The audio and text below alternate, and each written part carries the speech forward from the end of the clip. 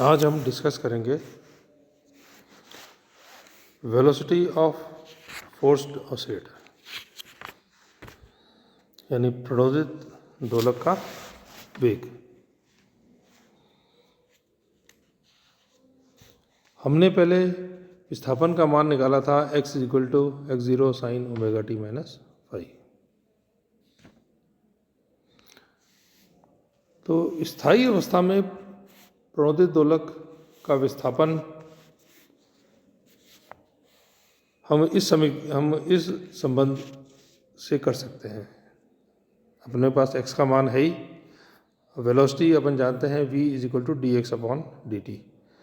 तो v हो जाएगा omega x0 cos omega t minus five, या this is equal to omega x0 sin omega t minus five plus पाई/2।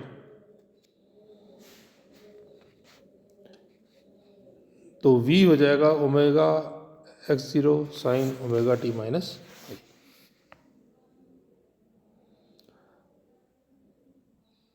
x0 का मान वही है जो कि अपन पहले निकाल चुके हैं, यानी x0 =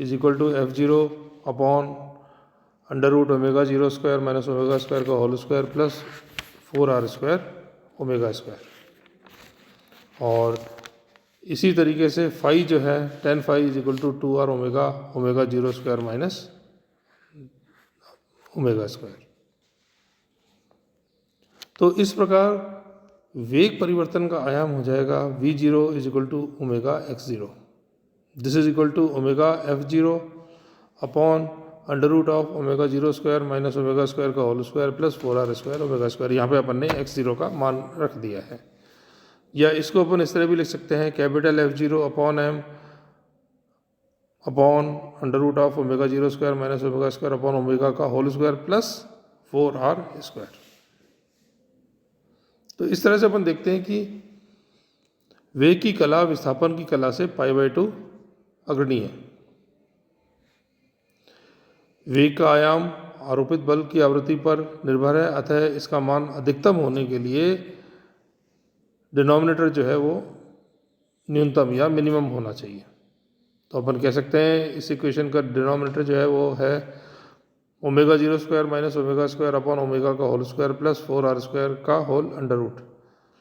इसका मान जो है मिनिमम होना चाहिए। या अपन d/d omega of omega 0² minus omega square upon omega का whole square plus 4r², this must be equal to 0। इसको यदि अपन डिफ्रेंशिएट करें तो ये इक्वेशन आएगी 2 omega 0² minus omega square into -2 omega upon omega square -2 into omega 0² minus omega square का whole square upon omega cube, this is equal to 0। या अपन कह सकते हैं कि twice of omega 0² minus omega square upon omega square minus of -2 omega minus omega 0² minus omega square upon omega, this equal to 0। या इसको हल करने पर अपन कह सकते हैं कि twice of omega 0² minus omega square into omega 0² plus omega square, this is equal to 0। जिससे अधिकतम v0 के लिए omega is equal to omega 0। इस अवस्था को वेग अनुनाद की अवस्था कहते हैं। वेग अनुनाद अवस्था में v0 will be equal to v0 maximum which is equal to f0/2r which is equal to capital F0 into m upon m lambda and which is equal to f0/λ। अर्थात अधिकतम वेग आयाम अवमंदन नियतांक के व्युत्क्रमानुपाती यानी इन्वर्सली प्रोपोर्शनल होता है।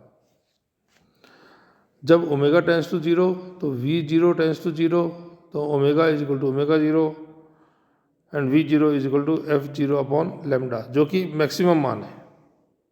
और इसी तरीके से यदि ओमेगा टेंस टू इन्फिनिटी तो v0 टेंस टू 0, तो omega which is very very greater than omega 0, omega का मान ओमेगा 0 से बड़ा है तथा अवमंदन अत्यल्प हो, तो अपन कह सकते हैं v0 इज इक्वल टू f0/ओमेगा, this is equal to capital F0/m omega 0।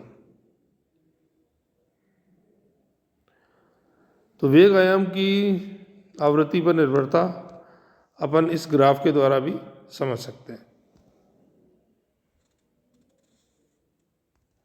आरोपित बल के सापेक्ष कला कोण डेल से पीछे रहता है, अतः del is equal to phi minus pi by 2। जब ओमेगा का मान ओमेगा 0 से कम हो तो phi is equal to 0 and del is equal to minus pi by 2। इसलिए अल्प आवृत्तियों पर वेग प्रणोदित बल के सापेक्ष पाई बाई 2 कला कोण से आगे रहता है। इस तरह से दूसरा केस यदि अपन कंसिडर करें कि when omega is equal to omega 0,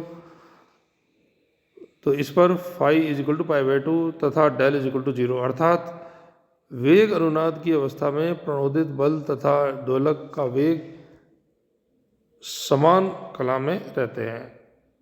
और केस थर्ड पे यदि अपन देखें कि when omega is greater than omega 0, तो फाई का मान this equal to pi and del is equal to pi by 2 कला कोण पीछे रहता है, जैसा कि आप यहाँ दूसरे चित्र में देख पा रहे हैं। That's all.